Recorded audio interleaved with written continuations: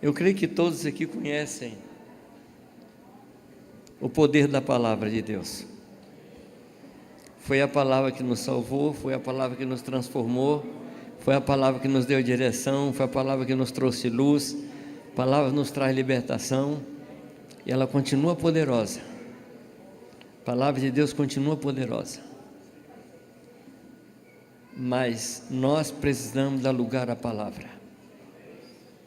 E eu creio que nós podemos sair desse encontro totalmente transformados, porque a palavra é poderosa. Então nós vamos escutar a palavra agora, com esse coração, de sermos transformados pela palavra. Pai, nós rogamos pela vida do nosso querido Carlos, que ele seja usado por Ti sem qualquer impedimento. Usa a sua vida, nós o abençoamos, para que possamos ser abençoados, em nome de Jesus, amém.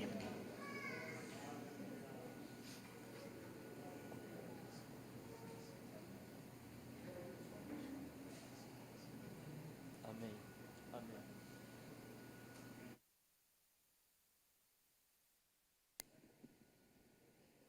Boa noite, irmãos, a paz do Senhor Jesus para vocês. Em 94, a gente conheceu, falo a gente, lá em Salvador, conheceu o Jamê. E Jamê chegou confirmando coisas importantes que a gente já estava trabalhando, como o Evangelho do Reino de Deus, o fazer discípulos, o propósito eterno de Deus. E foi tão bom ter o reforço disso, o aspecto de missões também. Na verdade, a gente não estava trabalhando, o Jamê abriu descortinou a realidade de fazer missões, a necessidade da igreja fazer missões, e também começou a insistir com esse tema da igreja na casa. A igreja na casa, não apenas a reunião na casa, ou os grupos caseiros, ou igrejas domésticas, ou o nome que tem assim no sentido de reuniões nas casas, mas o projeto, a parte que a família tem no projeto de Deus, a parte tão importante que a família tem no projeto de Deus. E insistiu com a gente tanto tempo e passou tantos livros para a gente ler, até uma Bíblia branca a gente adotou em determinada época. Agora tem um negócio de uma quase papisa, mas isso é outro assunto. Bíblia branca, para os não iniciados, era um livro com a capa branca, que falava da igreja na casa, e tudo isso foi reforçando. E esses dias eu estava ligando esse assunto da igreja na casa a outro tema, que é o tema da simplicidade, porque a igreja que começa em casa, na simplicidade do marido com sua esposa, dos pais com seus filhos, que não requer instrumentos musicais, não requer microfone, não tem exigência maior nenhuma, não tem custo. A igreja na casa também formada por solteiros, por gente que não tem suas famílias, mas são acolhidos por outras famílias, nos leva muito à simplicidade. Eu gostaria de entrar um pouquinho nesse tema, e a gente encontra isso, Paulo escrevendo aos Coríntios, ele fala do temor dele, que aqueles irmãos estivessem sendo enganados, assim como a serpente enganou Eva com sua astúcia, e que a mente dos irmãos da igreja em Corinto fosse corrompida e se apartasse da simplicidade devida a Cristo. Simplicidade aqui não é minimalismo, não é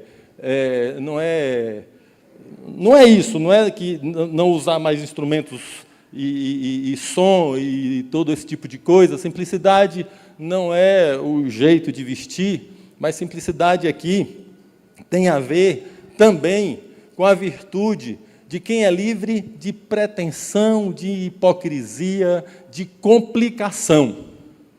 A simplicidade em oposição à complicação. Tinha uma propaganda, que eu não sei se passava por aqui, por São Paulo, mas pelo menos lá passava, e que tinha alguém que trabalhava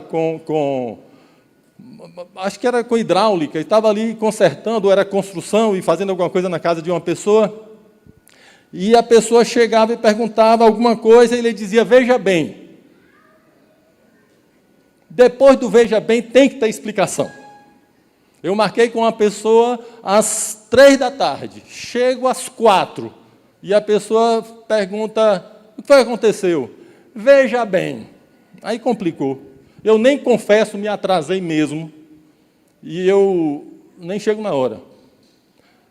Nesse caso aqui, simplicidade tem a ver com honestidade, tem a ver com integridade de coração. E a proposta da serpente para Eva foi exatamente dizer para Eva que ela não se satisfizesse com a imagem e semelhança do Criador que ela já tinha.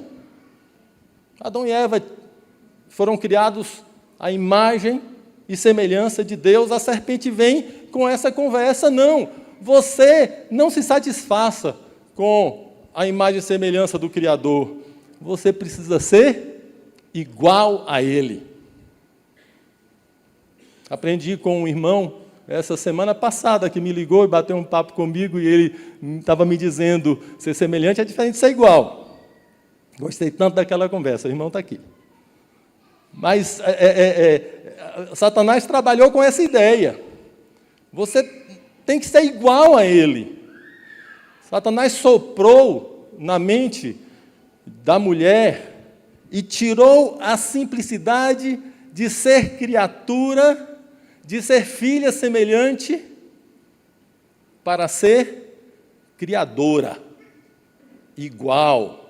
A simplicidade de obedecer àquele que decidia o que era certo e errado, para agora ela resolver o que era certo e errado. Aí complicou, aí tirou a simplicidade. Esse tema da relação de Deus com o homem permeia toda a Bíblia. A Bíblia é a história de Deus com a gente. E a gente vê o tempo todo na Bíblia que Ele se relaciona com as pessoas simples. Em Isaías diz, porque assim diz o alto e sublime, que habita na eternidade e cujo nome é santo. No alto e santo lugar habito, como também com o contrito e abatido de espírito, para vivificar o espírito dos abatidos e para vivificar o coração dos contritos. Deus habita com o quebrantado. Vem Jesus, em determinado momento ele diz, graças te dou, ó Pai, diz em oração, graças te dou, ó Pai, Senhor do céu e da terra, que ocultaste estas coisas aos sábios e entendidos, e as revelaste aos pequeninos. Tudo que a gente precisa ser para receber revelação do reino de Deus é ser pequenino. E pequenino a gente já é, mas nós também somos muito tolos. E a gente acha que a gente não é. O Pai revela-se e revela as suas coisas para os pequeninos. Depois a gente encontra Paulo, o apóstolo, falando da riqueza do Espírito que habita em nós, e ele diz, temos, porém, este tesouro em vasos de barro, para que a excelência do poder seja de Deus e não de nós. Depois a Bíblia diz, naquela situação que Paulo está orando por causa do espinho na carne, e ele está pedindo que Deus tire o espinho na carne, e no final a resposta de Deus, que não tira o espinho, é a minha graça te basta, porque o poder se aperfeiçoa na fraqueza.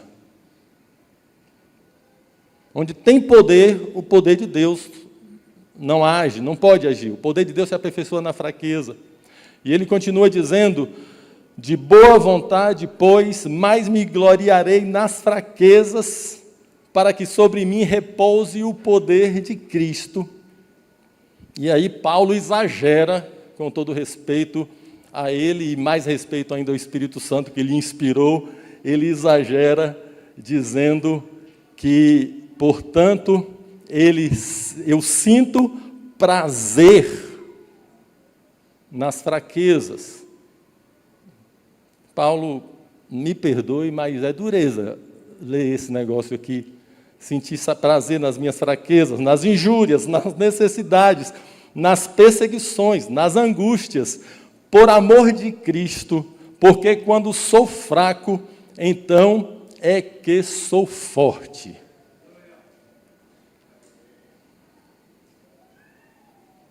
Mas eu não gosto de ser fraco. Mas a Bíblia diz que quando eu sou fraco, então é que sou forte. Eu gosto de ser forte. Mas a Bíblia diz que quando sou fraco é que sou forte. Depois não. Antes, Jesus conta a história do fariseu e do publicano. Fariseu, uma figura curiosíssima que ora de si para si mesmo. Eu me lembro toda vez, eu que cresci na igreja, de como a gente está sempre contente quando a gente tem um culto bom e a gente diz o culto foi tão bom, foi uma bênção. É um culto de nós para nós mesmos, para a gente se sentir bem. O fariseu orava de si para si mesmo, e eram os dois homens ali. O fariseu que orava desse jeito e dava graças a Deus, porque ele não era como os demais homens, roubadores, injustos, adúlteros, nem ainda como este publicano. E ele se compara com o cara que está lá no fundo, e ele diz, eu sou crente, eu vou para o encontro Sorocaba, ou eu jejuo 2 vezes por semana, eu dou o dízimo de tudo quanto ganho. O publicano, estando em pé longe, não ousava nem ainda levantar os olhos ao céu, mas batia no peito, dizendo, ó Deus, tem misericórdia de mim, sê propício a mim, pecador. E Jesus, então, completa a história fazendo o seu comentário, digo-vos que este desceu justificado para a sua casa, e não aquele, porque todo o que se exalta será humilhado, mas o que se humilha será exaltado. Finalmente, nessa minha introdução, a gente chega em Tiago 4:6, eu não citei os outros versículos, porque todo mundo sabe decorado aqui, todo mundo sabe esses versículos, sabe dizer, sempre sabe a Bíblia. Esse Tiago 4:6 também todo mundo sabe. Antes, ele dá maior graça pelo que diz, Deus resiste aos soberbos, mas dá graça aos humildes. Isso é um fato. Isso é um fato na Bíblia. A relação de Deus com gente quebrantada, quebrada, destruída. Homens e mulheres de Deus que foram tirados lá daquela situação, sempre de situações muito complicadas, e que na sua vida foram restaurados, mas que seguiram quebrantados e quebrados. E alguns deles, nossos heróis na fé, que têm partes de sua história que não são tão heróicas. E são estes homens e mulheres que foram chamados por Deus, justificados por Deus e usados por Deus. E quanto a mim? Como eu sei, eu quero a partir de agora ficar usando na primeira pessoa como se fosse um escritor de Romanos 7, falando de mim mesmo e das minhas mazelas. Por favor, cada um que aplique a si próprio. Como sei que estou sendo pequenino? Como sei que eu vou receber a revelação de Deus e seguir recebendo, e quem recebe são os pequeninos? Como sei que eu sou um pequenino? Que não estou sendo soberbo, mas que sou humilde. Há vezes que a soberba aparece para mim de chifre, rabo e fedendo a enxofre. Quando me acho claramente melhor do que os outros. Me acho melhor mesmo. porque eu sei que sou melhor, que faço melhor, e eu gosto de ser o melhor. Quando eu fico contente quando alguém sai de uma congregação e vai reunir com a gente, porque agora ele vai receber a palavra. Não é aquela coisa que eles têm lá naquela outra congregação. E então essa soberba me vem de maneira muito clara, quando eu tenho a liberdade de dar respostas fortes e desrespeitosas a alguém. E eu falo com a pessoa mesmo, e eu olho com esse olho que alguém já me disse que mete medo, e eu coloco a pessoa no lugar dela. E ainda mais porque eu tenho razão. Quando quero aparecer, ou quando fico ofendido e chateado, porque alguém não me deu espaço. Porque alguém não me reconheceu quando eu servi a essa pessoa. Ou quando eu alimento mágoa ao ser ofendido por alguém, e eu digo, eu não mereço. Essa é a soberba que vem com essa cara de demônio, e aí eu tomo um susto, e eu pensei que eu não estava mais assim, que eu já estava bem mais santificado, que eu tomei o jugo de Jesus, o jugo leve e suave, e que eu já estava aprendendo com ele a ser manso e humilde. Eu descubro que não estou tudo isso, e então eu tomo o susto e expulso esse demônio que estava montado no meu pescoço duro. Porque eu descobri a minha dura cerviz, eu descobri que eu ando empinado, então servi de cabide para o capeta. E aí eu expulso esse demônio soberbo que habita em mim. Mas o problema é que, às vezes, a soberba aparece transvestida de anjo de luz. Como quando, por exemplo, eu me orgulho da minha humildade.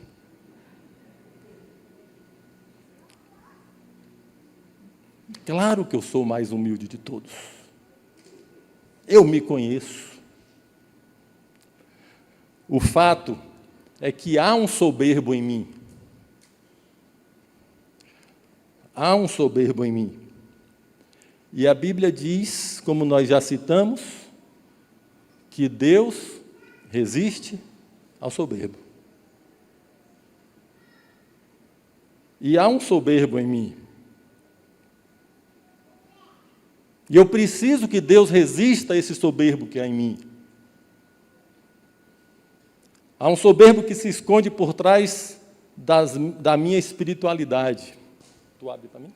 Há um soberbo que se esconde por trás da minha...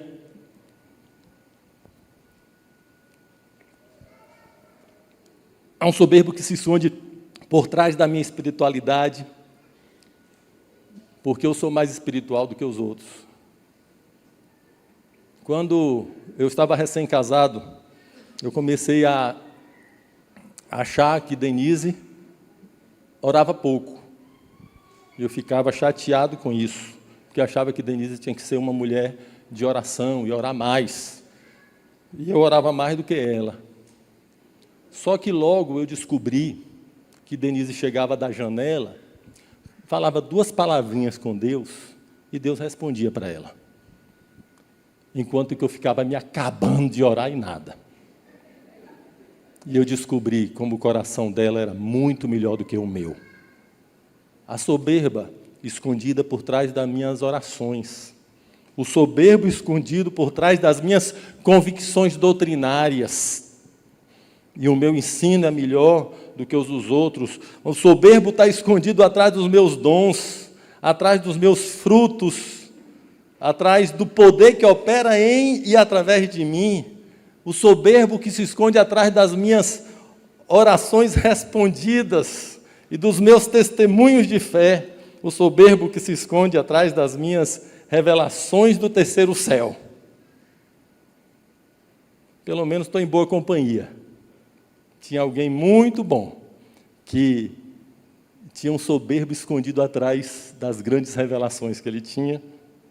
E esse soberbo está escondido pronto a aparecer com essa roupa iluminada e brilhante, que são as minhas virtudes. Há um soberbo em mim, e Deus, que me ama e me fez seu filho, resiste a este soberbo que está em mim. E eu mesmo nada posso contra ele, contra esse soberbo. Eu não posso me julgar sozinho, eu não sei me analisar sozinho, eu não tenho força para vencer o soberbo que vive em mim.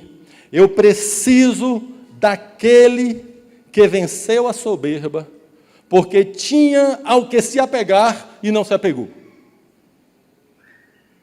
Eu preciso daquele que, subsistindo em forma de Deus, não teve por usurpação o ser igual a Deus, mas esvaziou-se a si mesmo, tomando a forma de servo, e achado na forma humana, humilhou-se em obediência de morte, e morte de cruz. Eu preciso dele, ele é o único que venceu a soberba. Porque ele tinha no que se apegar, no que se aferrar. E ele não fez isso. Ele foi o único que venceu. Eu preciso dele, eu preciso do vencedor. Eu preciso da palavra dele. Eu preciso da sua palavra, que é viva e eficaz e mais penetrante do que espada alguma de 2 gumes, e penetra até a divisão da alma e do espírito e das juntas e medulas, e é apta para discernir os pensamentos e intenções do coração. Essa palavra, as Escrituras, Bíblia lida, meditada, a Bíblia aberta, e eu lendo a palavra, e eu escutando também através de outras pessoas, essa palavra, a palavra viva de Deus, e somente ela e mais nada é apta para mostrar-me quem eu realmente sou. Ela divide e mostra. Ela pega o humilde que está sendo formado em mim, que é a pessoa de Jesus, e ela separa do soberbo que está aí insistindo em viver, aí se misturar, como um traidor que mora em mim.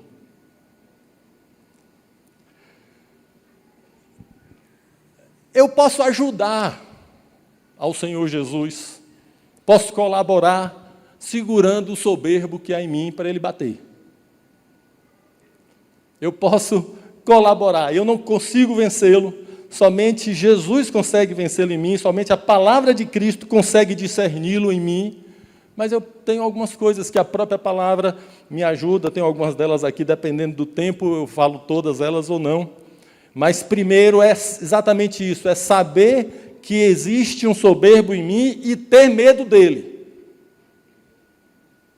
Na hora em que eu achar que eu estou isento da sua influência, da influência da soberba, e que Satanás não vai poder mais me seduzir como seduziu Eva, eu já estou mordido pela serpente.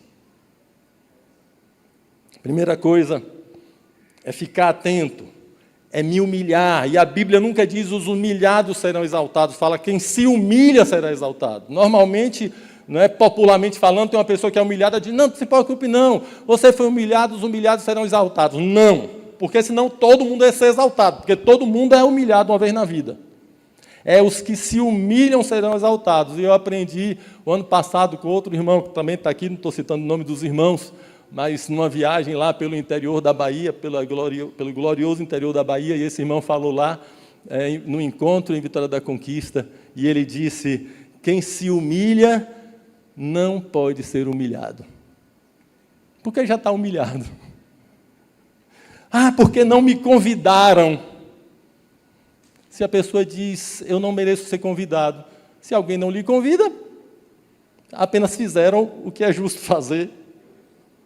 Em primeiro lugar, saber que há um soberbo em mim, ainda há um soberbo em mim, e que Deus vai resisti-lo, e eu quero que Deus o resista, porque eu preciso ficar livre dele. Uma outra coisa que eu coloco aqui, é eu não ter total domínio das decisões da minha vida, nem da minha vida particular e nem no ministério, sujeitar-me a Deus e sujeitar-me a outros homens. Gente que me diz não. Gente que me diz, vá para lá e eu vou, vem para cá e eu venho. Não posso ter total domínio das minhas decisões. Coloco aqui também sobre achegar-me a Deus como publicano e não como fariseu. Isso tem a ver com confessar os pecados. O fariseu diz, tenha misericórdia de mim, pecador. Prática de confissão de pecados. Confessar os pecados aos irmãos. Mostrar minhas fraquezas, mostrar suas fraquezas. Chorar na frente dos outros.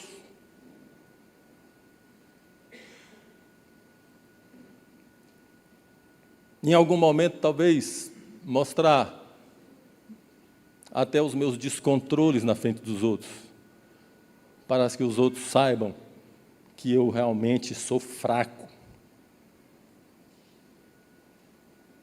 A soberba coloca em mim um peso de fingir uma coisa que não sou. Mostrar quem eu sou, na verdade, dói, mas me liberta e me alivia. Talvez, sei lá, uns 5 anos atrás, não sei, Jacemã me disse, Carlos, você tem uma facilidade de confessar as coisas no presbitério e de falar de suas fraquezas e tudo.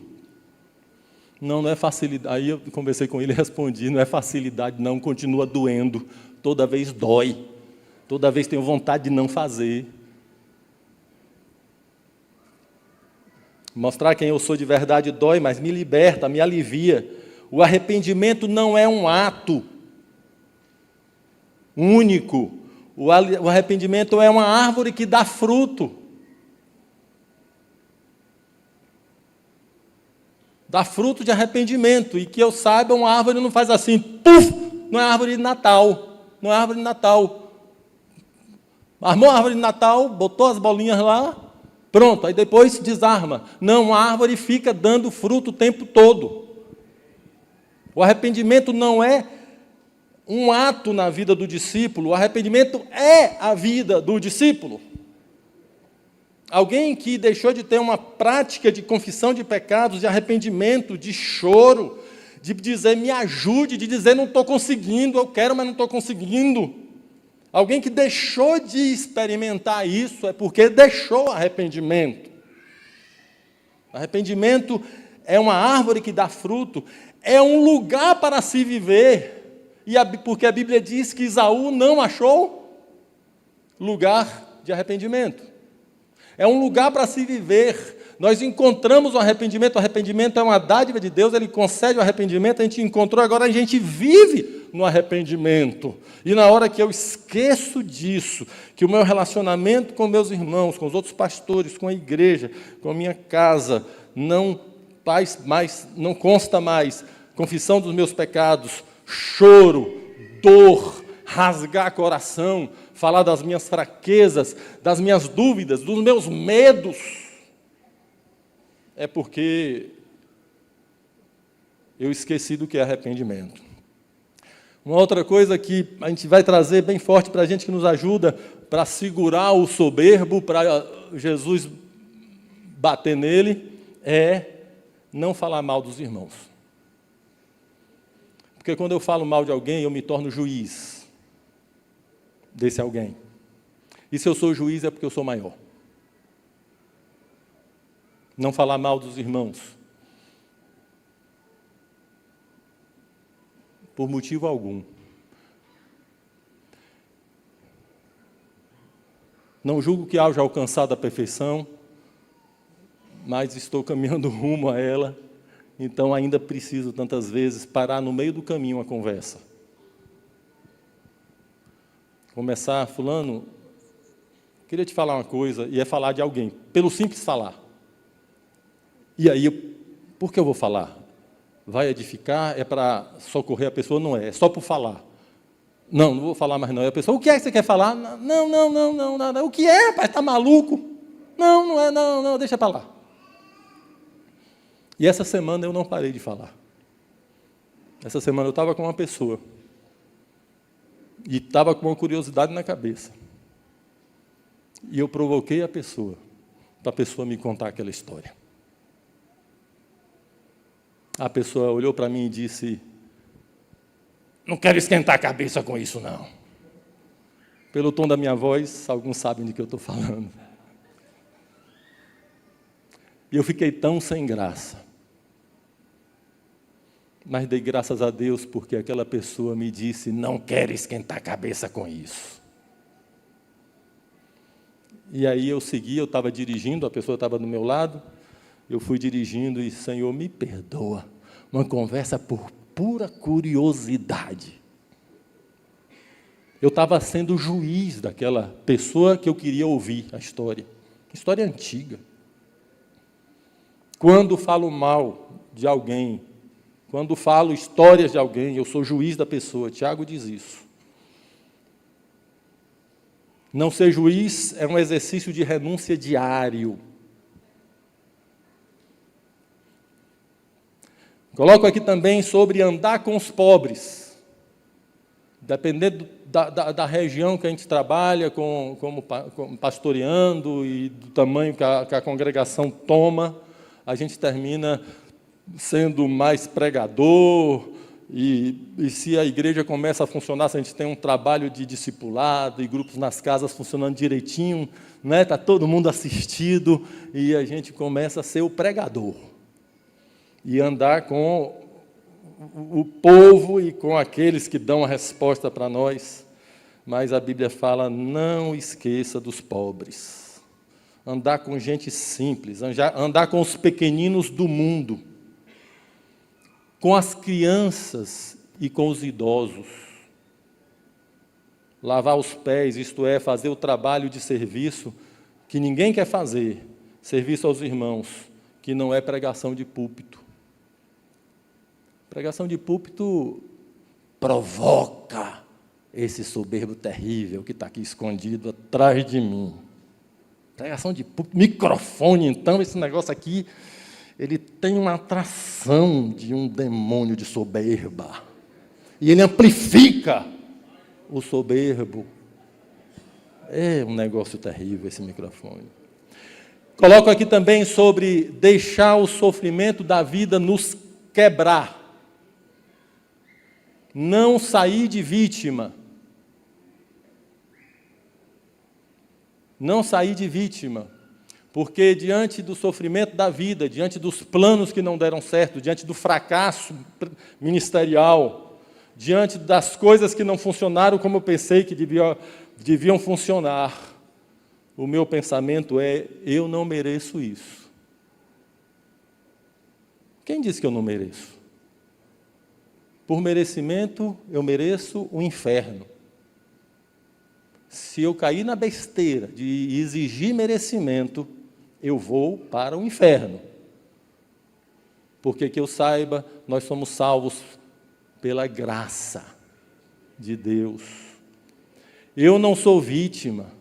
Se os meus planos não aconteceram, se as coisas deram errado no meu ponto de vista, se eu não sou aquilo tudo que eu achei que eu era, eu não sou vítima.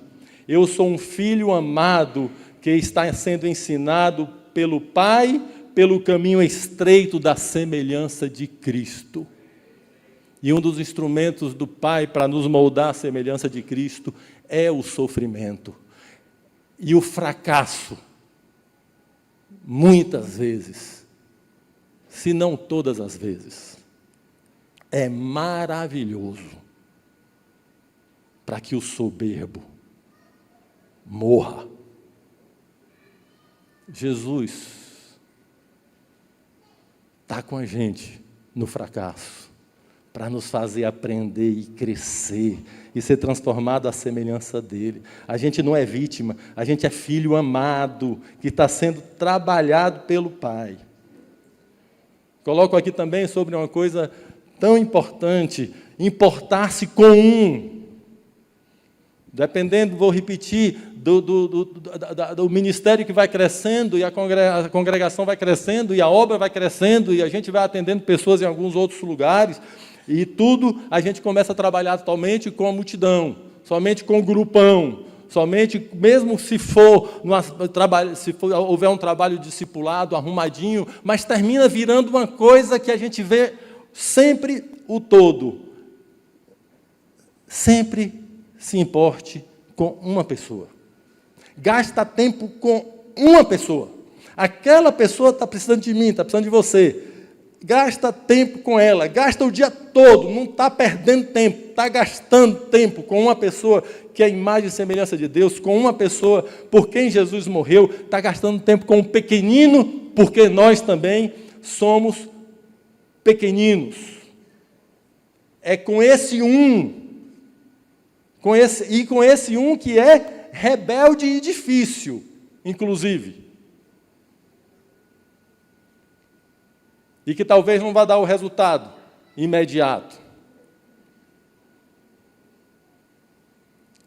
Coloco aqui também sobre fazer parte de um presbitério que decide as coisas por unanimidade. Alguns de nós estamos como pastor sozinho na congregação. E isso é terrível, isso é difícil, é um peso terrível. O presbitério nos alivia tanto, mas o presbitério também nos ajuda a matar o soberbo que tem em nós.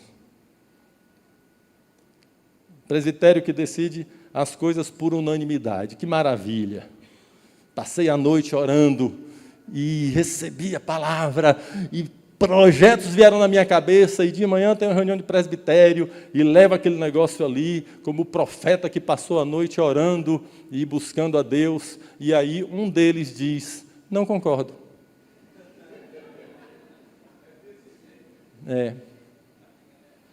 Isso é maravilhoso. Tem hora que é chato, dá vontade de comer o fígado do cara. Mas isso é uma benção. Porque eu posso ter passado a noite orando, mas o que eu achei que recebi de Deus, não foi de Deus coisa nenhuma. Ou a Bíblia não fala que a profecia deve ser jogada pelo outro profeta? O que está profetizando está achando que está falando da parte de Deus. Aí o outro vai e diz, não falou nada da parte de Deus. Eu estava enganado. E se foi de Deus? Se foi de Deus, eu não preciso brigar com ninguém. Se foi de Deus, eu vou explicar. Se for de Deus, eu vou ter paciência. Nem sempre, às vezes fico nervoso, mas é o soberbo. Mas, se for de Deus, eu vou orar mais. Se for de Deus, eu vou aprender que as coisas de Deus nem sempre acontecem naquele momento, igual o filho de Abraão e Sara. Deus falou que ia ter um filho. Mas só veio tantos anos depois. Mas, Senhor, o Senhor não falou comigo? Falei. Foi eu que falei, vai acontecer, mas eu estou mais interessado em transformar você à semelhança de Jesus do que em fazer as coisas acontecerem. Porque se tem um desastre é o ter sucesso na obra, e isso ser alimento para a minha soberba.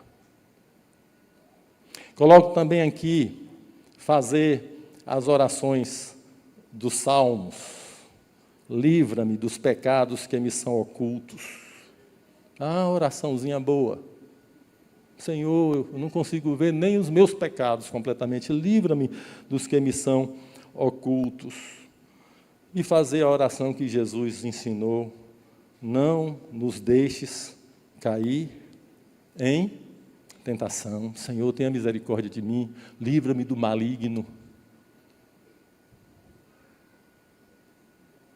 Coloco aqui a última coisa da minha listinha aqui, que é ir a Jesus todos os dias. Vida com Cristo. Ir a Jesus todos os dias para aprender a ser humilde. Porque a humildade e a mansidão é um aprendizado, a gente já sabe disso, não cai do céu com uma oração só. É um aprendizado. E ele diz, vinde a mim e aprendei de mim a ser um manso e humilde de coração. Para aprender uma coisa de uma pessoa, eu preciso andar com ela. Preciso ir a Cristo todo dia, meu tempo de oração sozinho e também o meu dia inteiro em um coração ligado, em oração, em presença. Reconhecer a presença de Deus o tempo todo. Eu preciso de Cristo todo o tempo. Todo o tempo, eu preciso dele, eu preciso andar em Cristo todo o tempo. Para aprender a ser humilde. Eu preciso andar com ele para contemplá-lo, e contemplando nas Escrituras, e contemplando pelo Espírito Santo, ter revelação daquele que esvaziou-se e se fez servo, daquele que sendo injuriado não injuriava, e assim tentar dar espaço para que o Espírito Santo não desista de mim, mas que finalmente consiga formar em mim a imagem do Senhor Jesus, manso e humilde de coração. A gente está aqui nesse encontro, mais uma vez, e a gente está sempre desejando a presença e a manifestação de Deus. Sempre. Essa é a nossa oração, todo encontro a gente começa fazendo essa oração que a gente fez aqui no início, e é assim mesmo. Não é? A gente deseja e ora e quer a presença e a manifestação de Deus. Só que nós não temos nada em nós que possa atrair a presença dele. Nem nossas músicas, nem nossas pregações, nem orações apropriadas. Não há formas de culto, nem modelos de pregação, nem formatos eclesiásticos que nos tragam justificados diante de Deus. Não existe. Toda tentativa humana está contaminada e é oração farisaica de nós para nós mesmos. Nem mesmo nosso esforço para ser quebrantados e humildes. Somos realmente inúteis em nós mesmos. O que atrai a presença de Deus não é o quê? Quem atrai a presença de Deus é Cristo, seu Filho. Ele é o Filho amado, em quem o Pai se compraz. Somente Jesus atrai a presença do Pai. Não há mais nada no universo que atrai a presença do Pai. Nada. Só Jesus. Não tem culto, não tem música, não tem pregação, não tem jeito de fazer igreja, não tem nada. Está tudo contaminado. Só Jesus é o amado e o Pai tem prazer nele. Nós somos aceitos e amados por causa da graça concedida gratuitamente a nós, nesse amado do Pai. A graça foi concedida em Cristo. E em Cristo a gente encontra a graça. Em Cristo a gente é aceito. Não é o meu culto, não é o meu trabalho, não é nem o meu esforço para ser humilde. Eu só sou aceito por causa de Cristo, e que o nosso Pai Celeste tenha misericórdia de nós e nos esconda em Cristo. É interessante quando Moisés pede para ver a glória de Deus, e Deus diz, tá, vou mostrar minha glória pelas costas, essa parte eu não entendo, mas eu entendo que Deus bota Moisés na fenda da rocha, e Moisés fica escondido na rocha, que é Cristo, para ver Deus. É em Cristo, é nele. Em um encontro como esse, assim como em todo o tempo, não só no encontro, a gente fala e a gente ouve. Nós vamos falar e nós vamos ouvir. Eu tenho medo da minha fala e da soberba que pode estar escondida nela. Então, que Cristo fale. Tenha misericórdia de mim, Senhor, e fala. Eu não sei ouvir a Deus e posso terminar ouvindo a minha própria voz. Então, que Deus tenha misericórdia de mim e abra os meus ouvidos.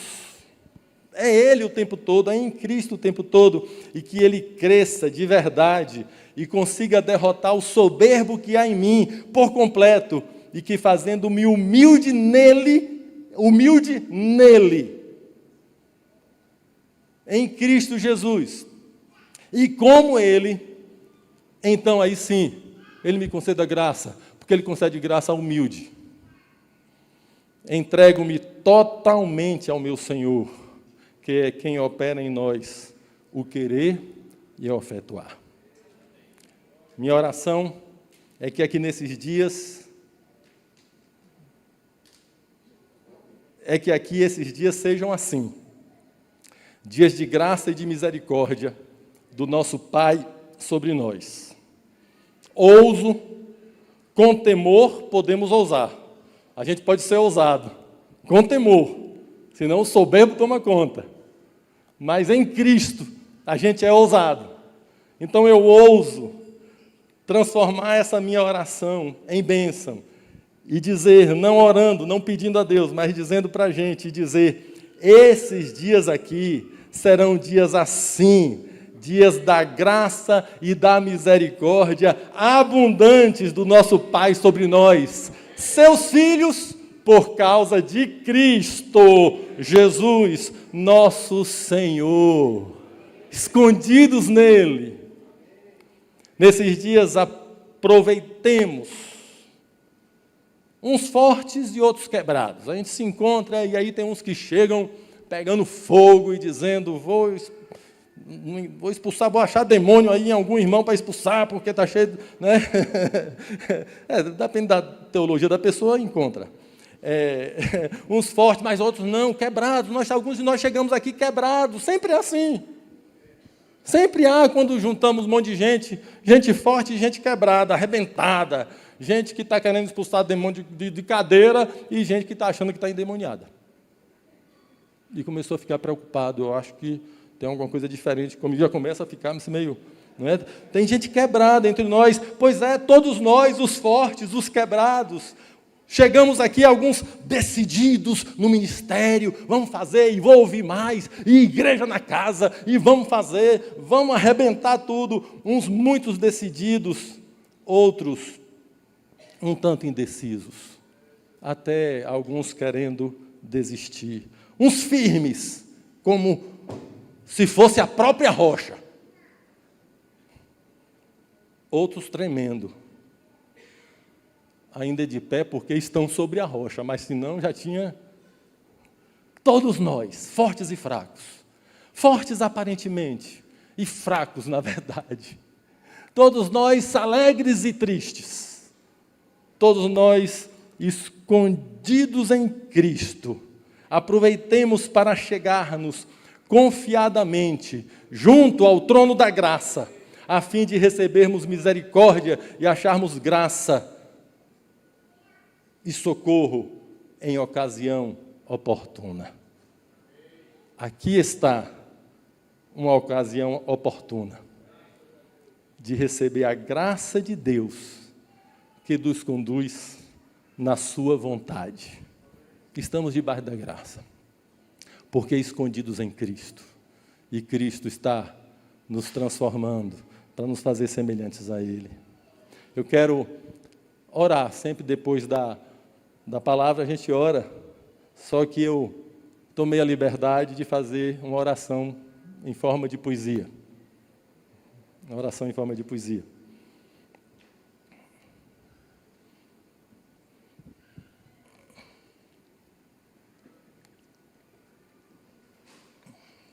Me suportem. Suportem o espírito poético.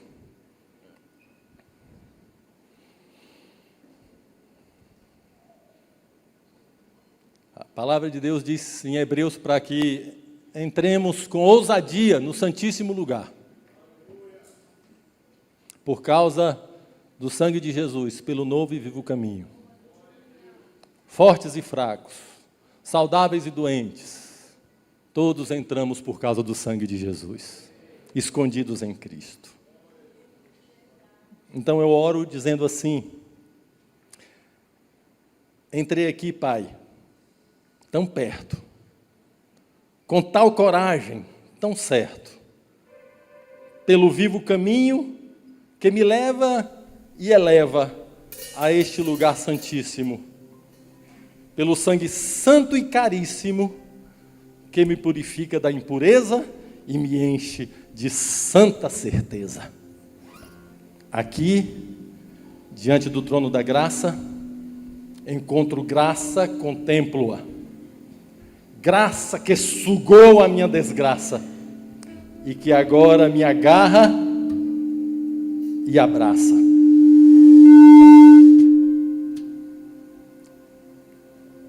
Essa graça tem face de homem. Sua aparência é de cordeiro. Rosto de Deus verdadeiro. Cheguei e observei, não vi trovões e estrondos, nem relâmpagos medonhos, não vi nuvens cavalgadas, que me perdoem os profetas, ou densas trevas reveladas. Ali estava o Filho Eterno, ainda na eternidade, servo, revelado em um menino indefeso, deitado em um coxo, ao seu lado, ovelha e bezerro. Aqui estou eu, embebido, totalmente abduzido, profundidade e altura, comprimento e largura, cercado por todos os lados, por esta glória escandalosamente humilde e mansa, que de salvar não se cansa, que a todos alcança, cujo brilho, cuja luz ilumina a eternidade com as marcas dos pregos da cruz. Essa glória tem nome. É o Cordeiro no trono. Seu nome é Jesus.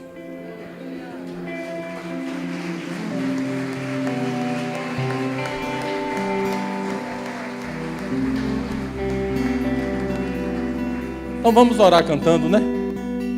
Nosso caminho de igreja na casa é um caminho de busca da revelação de Cristo, da simplicidade de Cristo, que Cristo apareça. Nós somos como a lua, a igreja é como a lua, a igreja é como a lua. O sol tem uma glória, a glória do sol é o brilho dele. Qual é a glória da lua? A lua não tem glória. A glória da lua é a glória do sol, é o brilho do sol.